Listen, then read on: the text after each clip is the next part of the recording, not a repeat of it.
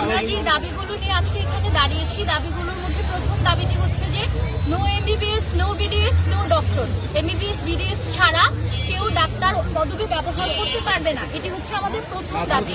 আমাদের দ্বিতীয় দাবি হচ্ছে আমাদের একটি ওটিসি ড্রাগ লিস্ট আছে, যেটাকে আমরা বলি হচ্ছে ওভার দ্য কাউন্টার ড্রাগ, যেটা হচ্ছে উপজেলা লেভেলে এই যারা হচ্ছে ডাক্তারদের সহকারী থাকে তারা হচ্ছে প্রেসক্রাইব করতে পারে, হ্যাঁ, রেজিস্টার্ড ডক্টর ছাড়া হচ্ছে অন্যান্য যে সহকারীরা এই ড্রাগগুলা হচ্ছে প্রেসক্রাইব করতে পারে। যেমন বলতে পারেন হচ্ছে প্যারাসিটামল। এই ওটিসি ড্রাগ লিস্টটা অনেকদিন দীর্ঘদিন যাবত আপডেট করা হয়নি, এই ড্রাগ লিস্টটা আপডেট করতে হবে এবং যারা হচ্ছে এই ডাক্তারদের সহকারী আছে তারা এই ওটিসি ড্রাগ লিস্টের বাইরে কোনো ড্রাগ প্রেসক্রাইব করতে পারবে না। এটি হচ্ছে আমাদের দ্বিতীয় দাবি।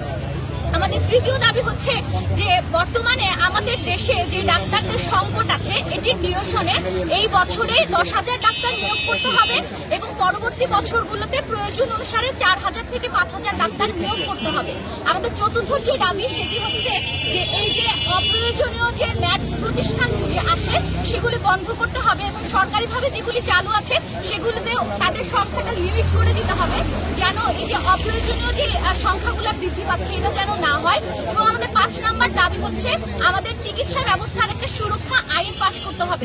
এই 5টি দাবি নিয়ে আজকে আমরা দাঁড়িয়েছি।